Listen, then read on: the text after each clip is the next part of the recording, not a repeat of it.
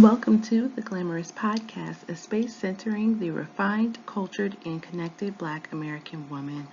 Woo! It has been quite a week post the 2024 presidential debate, and I am going to give you my review covering the topics of abortion, foreign affairs, global warming, immigration, and of course, hashtag Black jobs. Let's get into it. I'm starting off with abortion. For some reason, the mainstream media has made abortion be the central issue during this election season, which it actually is not to your everyday United States citizen.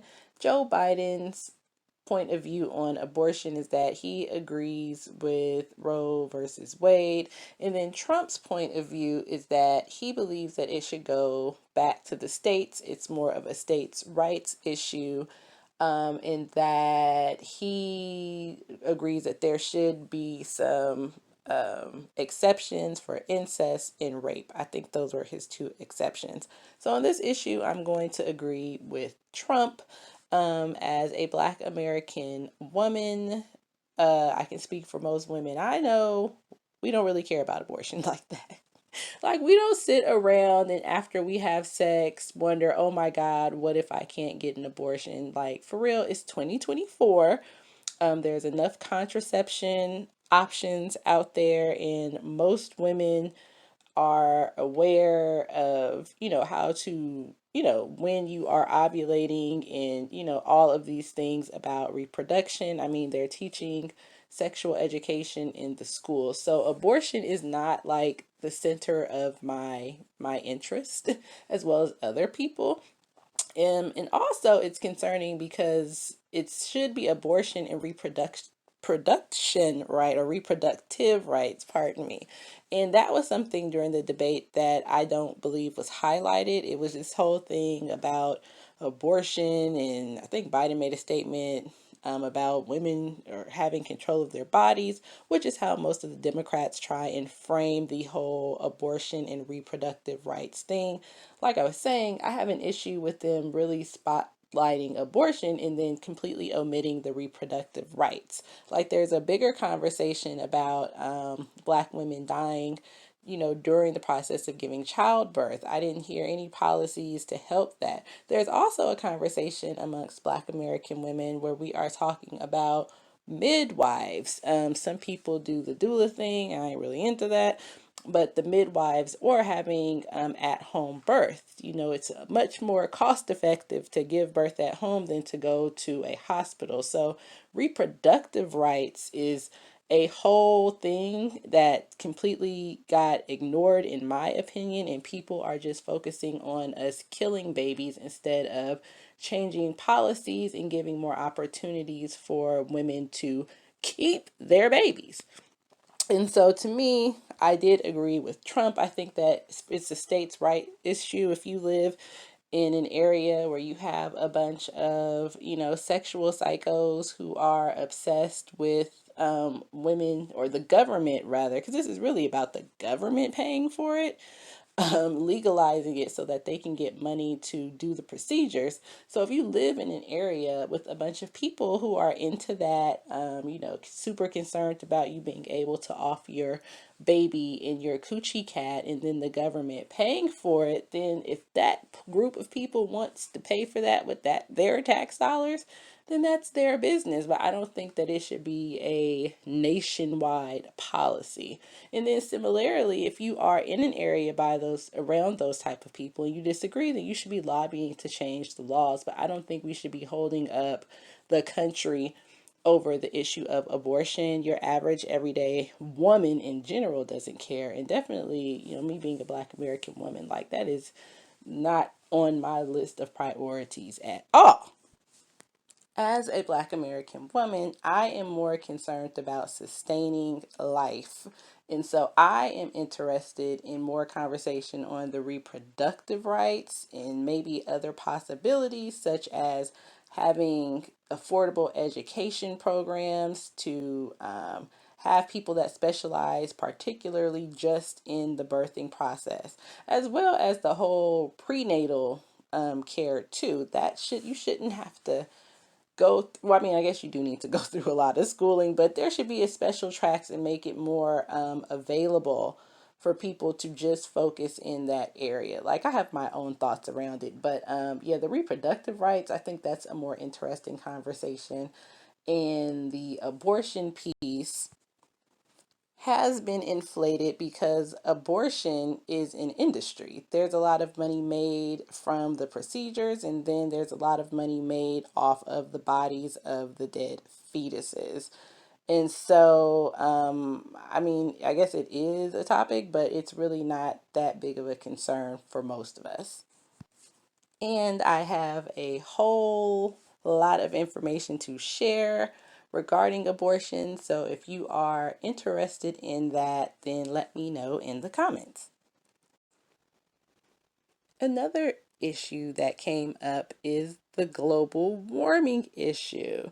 Now, I must agree, coming from the Bay Area, it definitely seems like it has gotten hotter, but at the same time, it's also gotten colder. Like growing up, I don't recall in the 80s and the 90s it being like 30 in the low 30s. Like I've never seen it so cold out here. And then like today it's like 88 degrees. It was like 90 something degrees.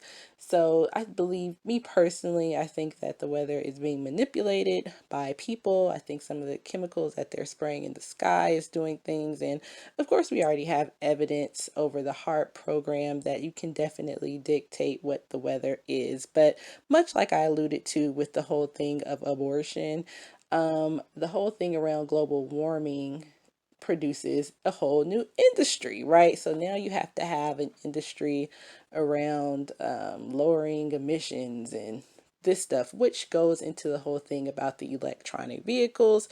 And so, which kind of is like the highlight, in my opinion, of the whole green thing. There's this big beef right now over, well, in California, trying to make everybody get these electronic vehicles. And so, the Democrats' point of view, they're trying to make it a social issue, like they care about the humans. Oh, we want to help, stop global warming. So, if we have the electronic vehicles, that'll lower emissions and lower, the harm of the atmosphere, which is creating, or what do you say, thinning the veil between the sun and us. And so that's what they're telling you. But the truth is that they are working with people overseas to create these cars. So that's the whole trade and commerce thing. But they're doing it offshore. And so Trump's position is like, okay, if you want an electric car, we'll be making some of those, but we're going to get back into auto manufacturing here on the soil.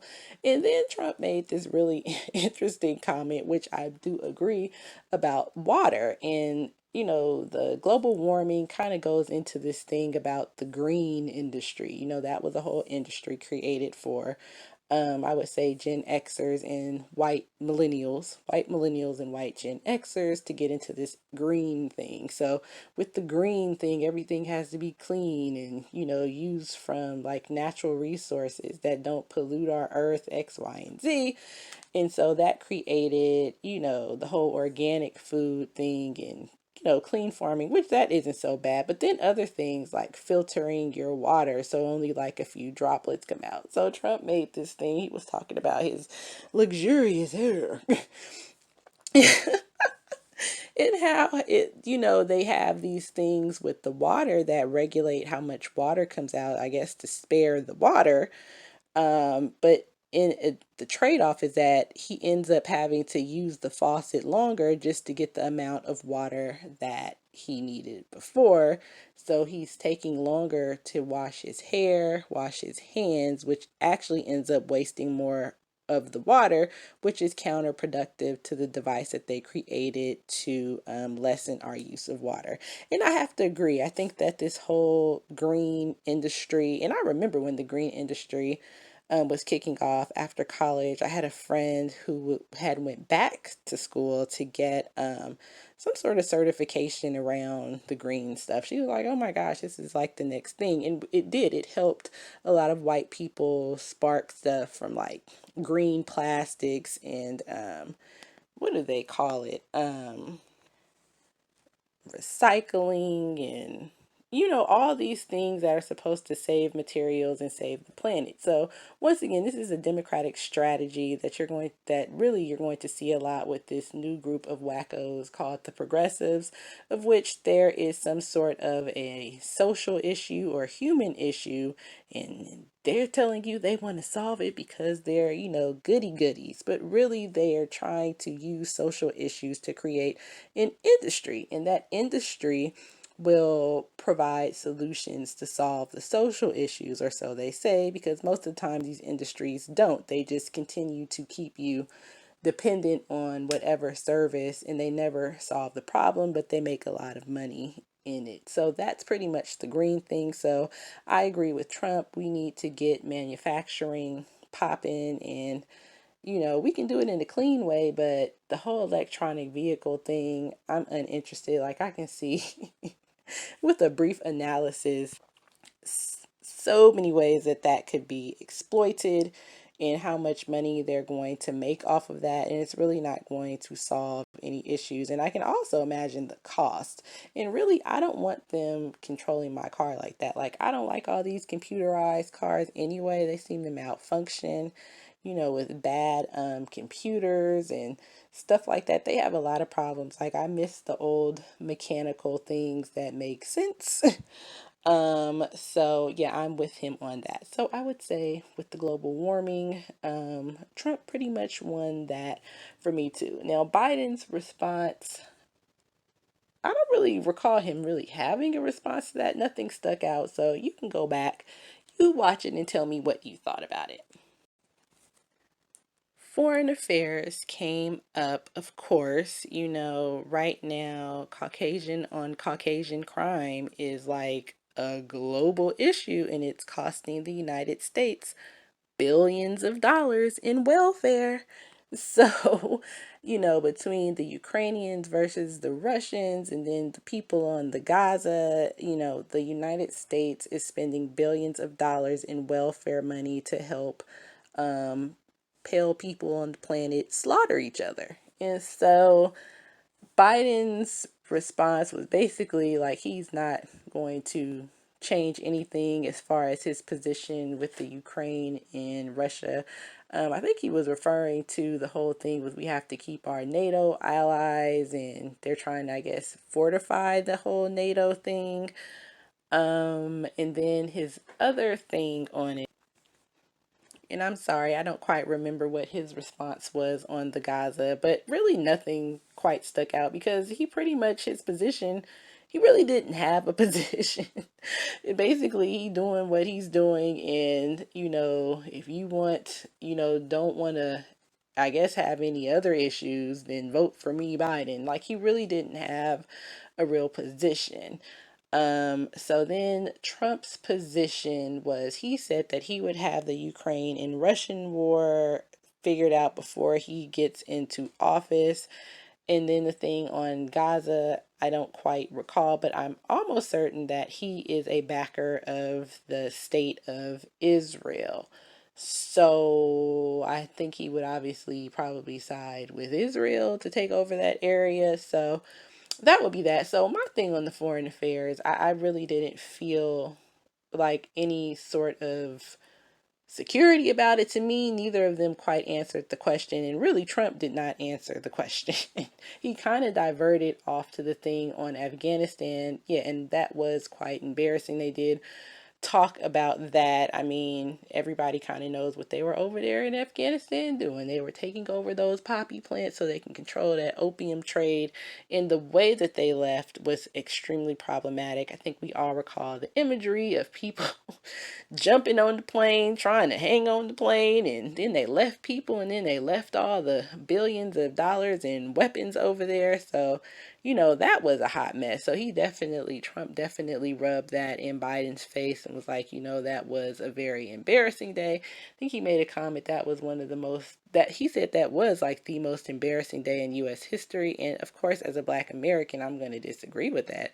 I think slavery was the most worst thing in the United States history.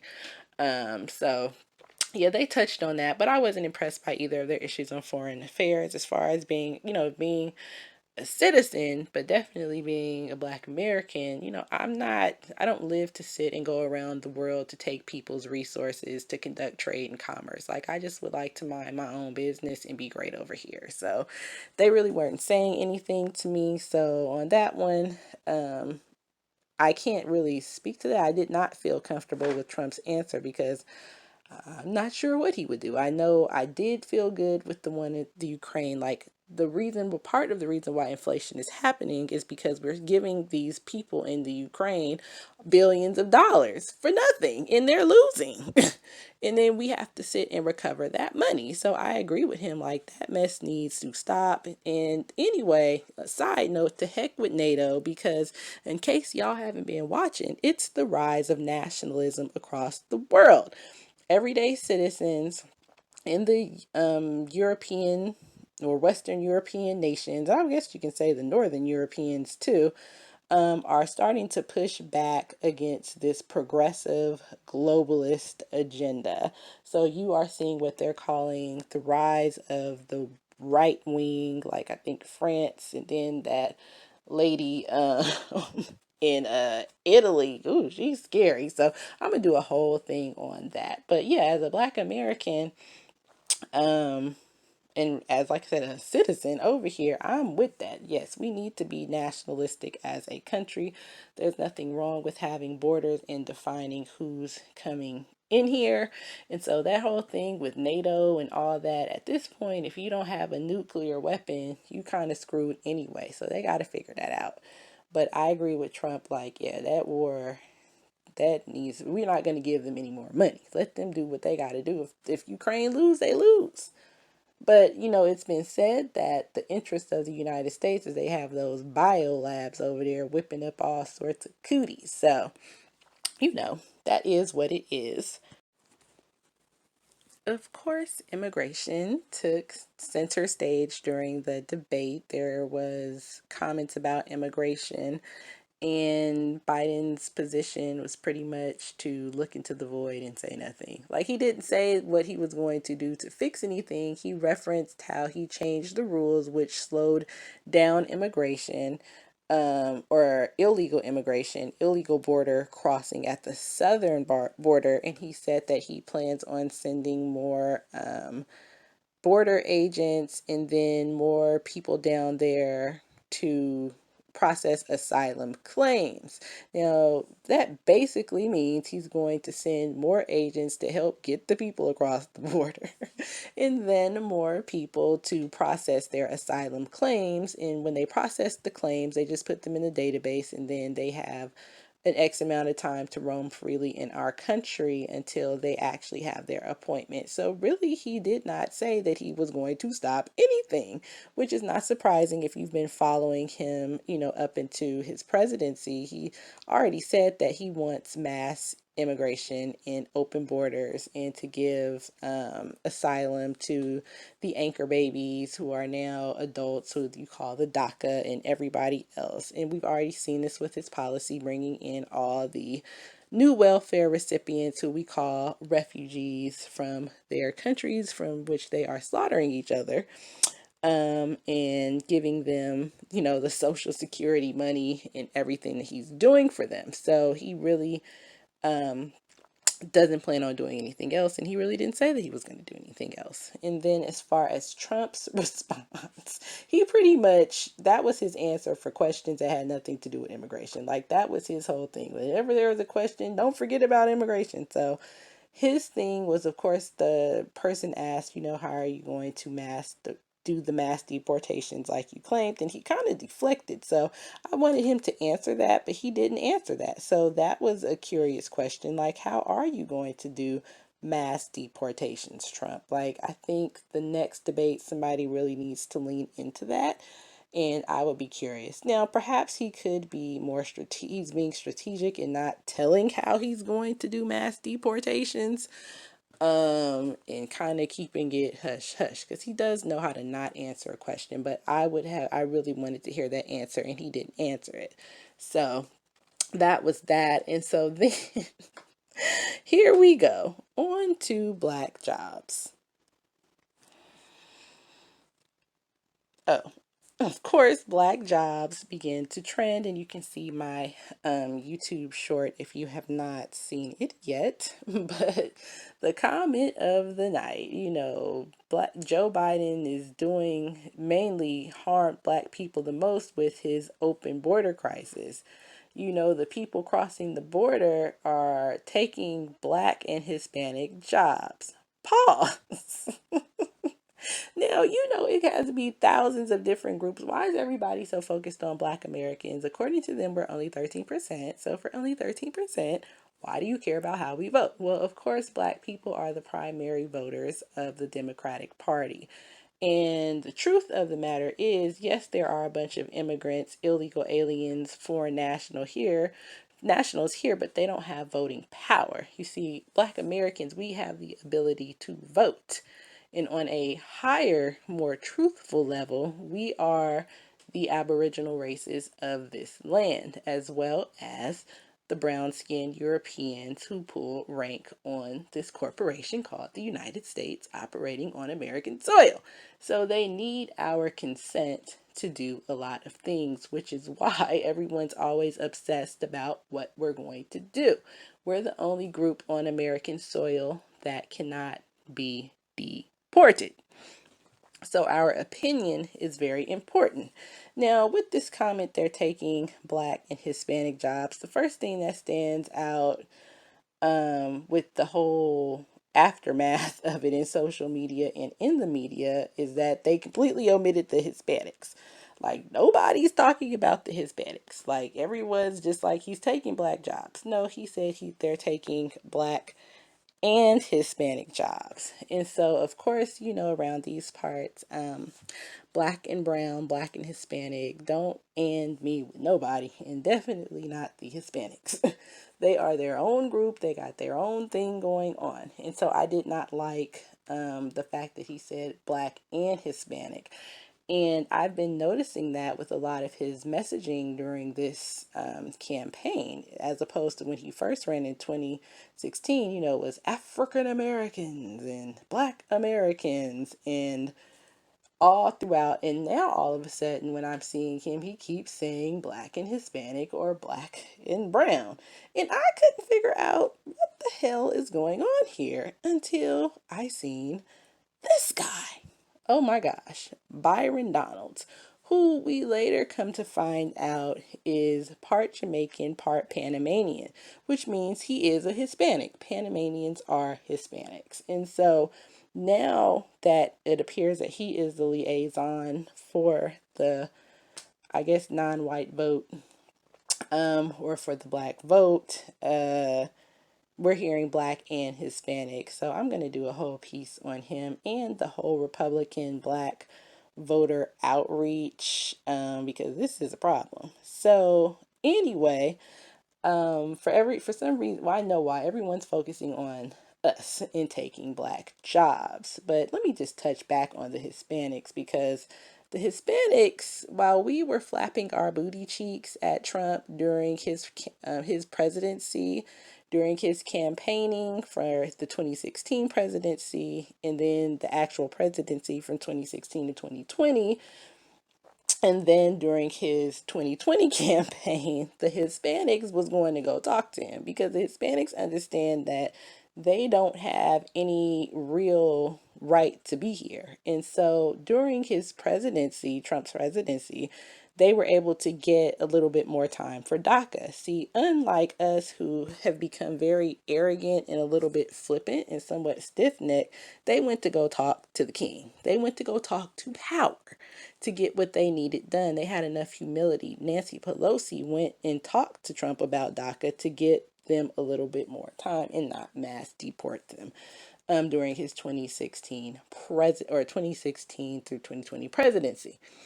Another thing that happened with the Hispanics is that they are the face and the rise of white nationalism. So they have been trying to gussy up to the anti-black white people and other groups within the Republican Party to try and say, hey, we're on your side. We hate black people too. we're just as MAGA as you are. Then, of course, you have the Latinos for Trump, which are basically trying to emulate black people, with hip hop culture. You got that one guy, and it's just a mess. So while y'all been, twerking in this man, Donald Trump's face, who really didn't say anything about black people, the people who he was talking mess about actually decided, hey, let me put some money in your pocket and donate to your campaign, to the point that they now have been able to leverage their influence to be put in the same sentence as a black American. And so were quiet about the black jobs. So after he made the comment about the black jobs, hashtag black jobs began to trend on social media, and you had a bunch of brown skinned people who you thought were black Americans saying, aha, look at me and my black job, what is a black job? And then you find out that most of these people were not black Americans at all. And so, there it goes. Then the black Americans had to go and, just be on their head for a minute and let them know, like, Trump was talking about you too. You ain't black. You're an immigrant taking a black job, and even more sinister, you're pretending to be black. You're not black. You're a Caribbean. You are an African. You are Hispanic. And you are literally taking the job of being a black person in the United States. So that was a whole different conversation. Then there was this conversation amongst a small group of black people talking about, well, what exactly is a black job? Or is he saying that black people only work menial jobs and the people crossing the border are coming to, like, do not menial, but like entry level labor, like fast food jobs and this, that, and the other. And so, of course, other people, that was a whole conversation. And my take on the conversation is the first take. Everybody know what he means. As I said before, the United States is a corporation operating on American soil, and its purpose is to regulate trade and commerce. Trade of your labor, trade of resources and commodities. And so we trade our labor, and every group that comes here hopes to take over an industry. Like the United States gave the Koreans the hair care industry. The Chinese took over the laundering and laundromats and other industries that black American took over. Like black women used to be washerwomen and would wash clothes. They would do laundry. And then the Chinese were able to get subsidies and grants to open up businesses and take over that industry, which became known as a Chinese job. And so certain groups take over certain industries, like the Irish have taken over the police industry when they first got here. So certain groups have taken over industries, which is known by jobs.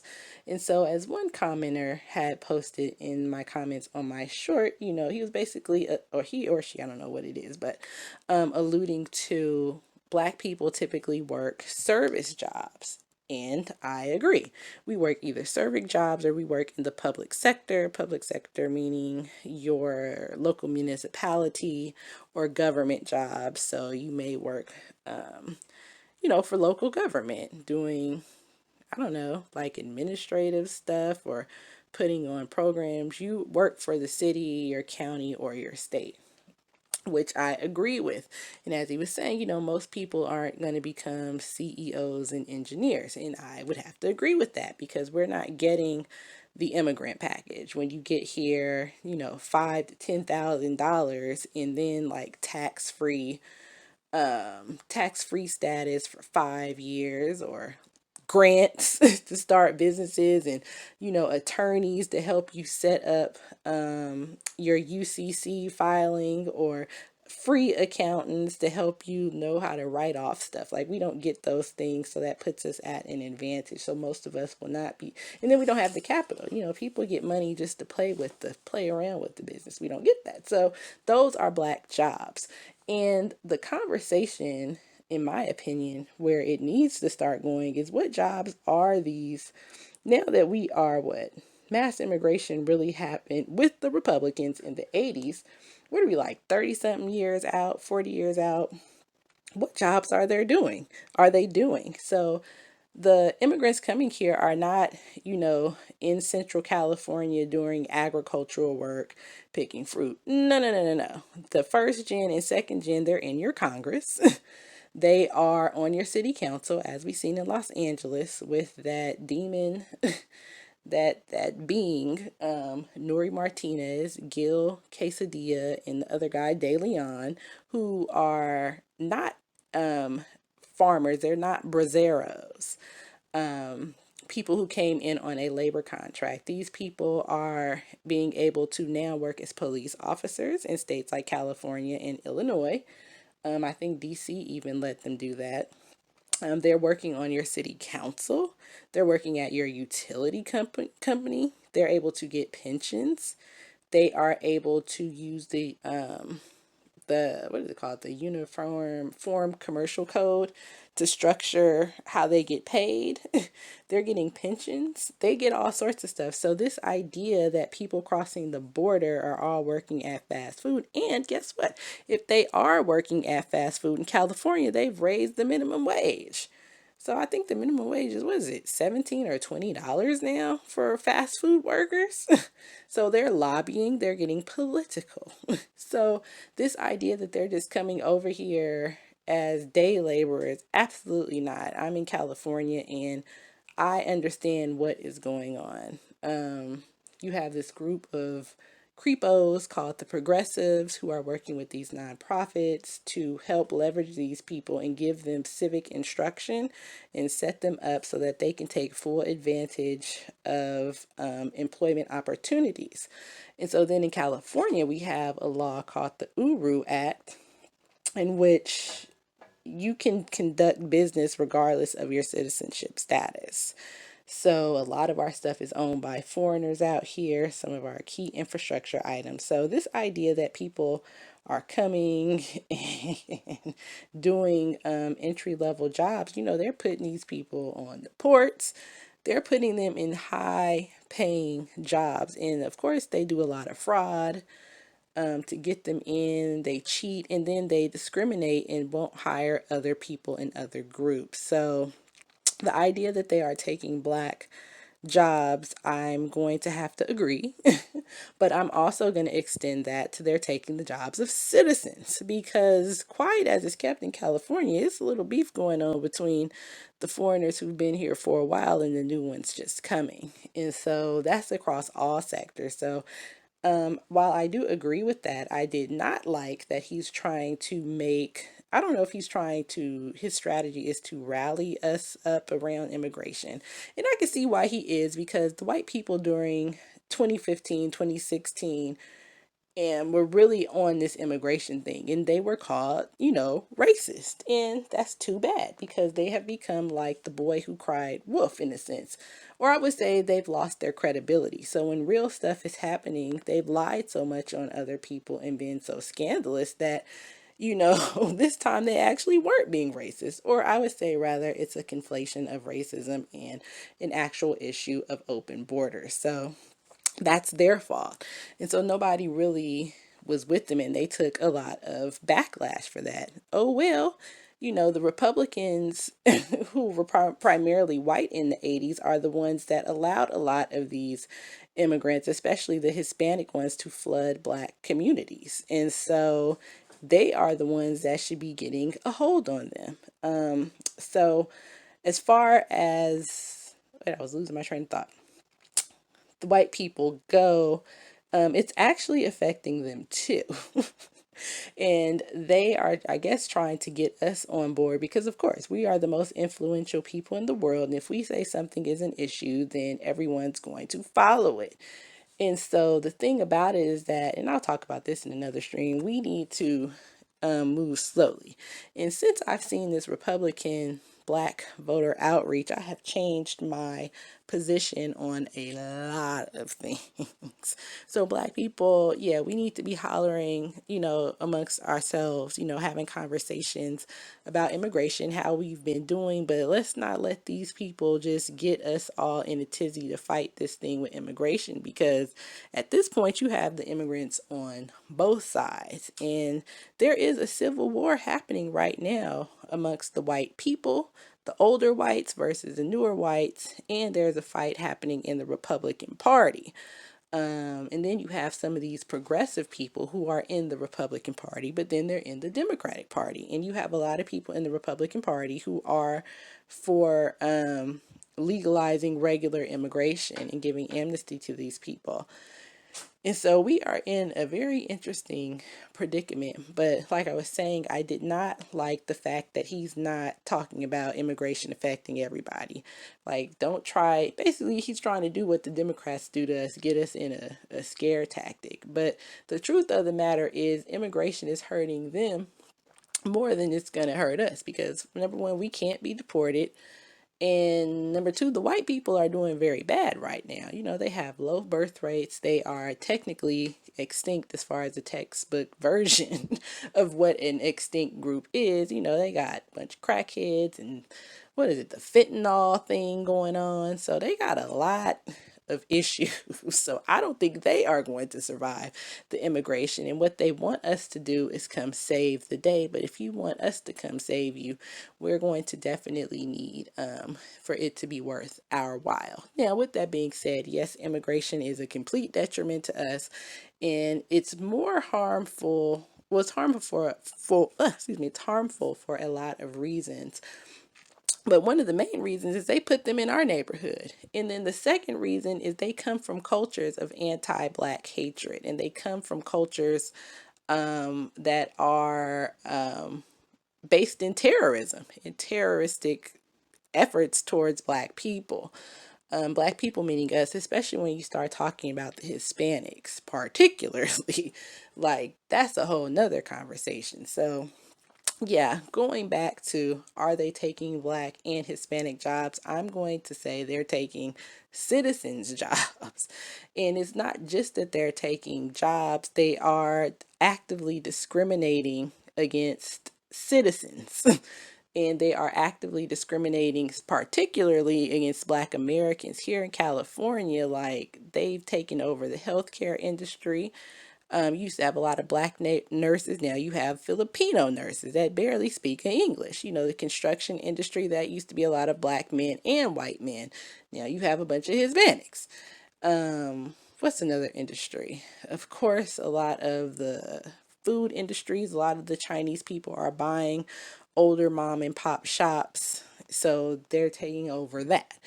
And so it's not like when we have positions, we hire people based on merit. Can you do the job? And we don't discriminate because we know what it's like to be a hard worker and someone discriminate against you just because of your lineage. So we try to not treat other people like that and give them a chance.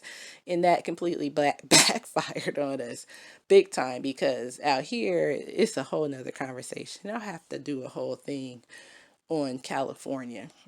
But anyway, so that was a big thing during the election. I would once again agree that yes, they're taking Black jobs. There is a such thing as Black jobs. A Black job is just a job that, or a sector industry that mostly employs Black people. And Black people, I'm talking about American Negroes. But it's affecting everybody.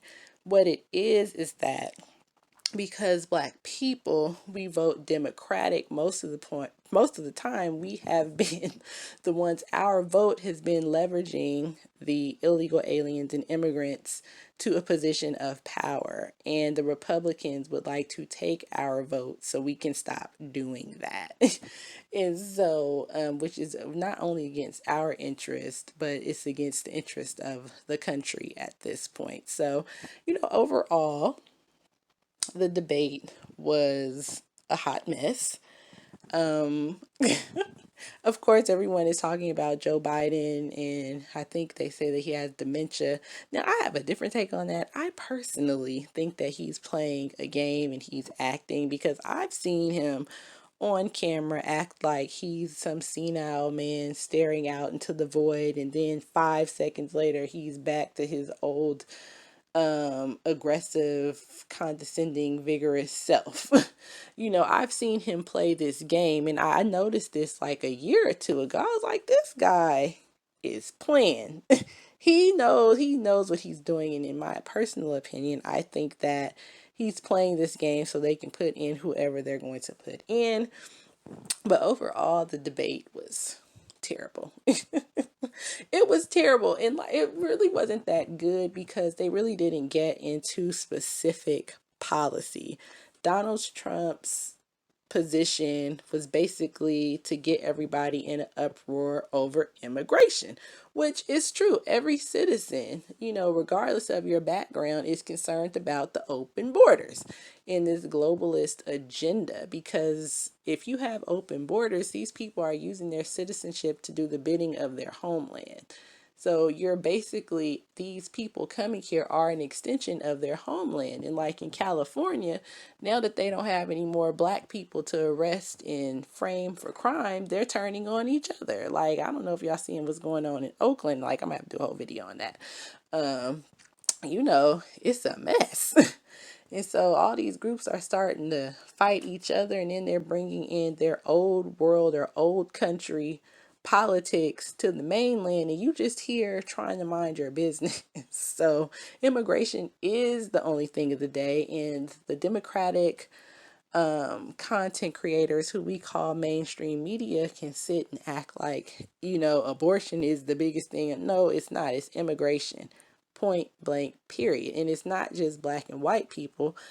It's everybody. I know Hispanics who are looking like, who these new people, because they thought that they had finally got their foot on our neck, and then it's another group that's ready to come and give them the business. So divine retribution is real, and it is what it is. But yeah, that was his strategy, and Biden's strategy was basically, me, if you don't want a felon. Oh yeah, that was the other thing. The whole okay, it was a little bit of petty. So, Biden wanted to lean into the whole trial with, I guess, the Stormy Daniels lady. I don't know. I haven't really been following it that much, but he was like, you're a cheater and a felon. And Trump was like, well, your son's a felon. Your son's a felon. And then they reined it back in. But yeah, I mean, it was basically like, we're under invasion, pick me Trump. Or, Biden was like, he's a felon and a bad guy. But it's like, Biden, do you really want to go down that path? And Trump was like, I'm going to go down that path. Didn't you call black people super predators? Like, I mean, y'all, they have been lurking in the black internet webs. They've been all over the internet looking at our conversations and everything that we've been saying. So, overall, I think Trump won the debate. That is obvious. And yeah, he did that. And it was very easy to do, I must say. So I believe they're going to have another debate. I hope the next one they get into more specific policy. But did you watch the debate? What did you think? Let me know in the comments, and definitely share the video and subscribe.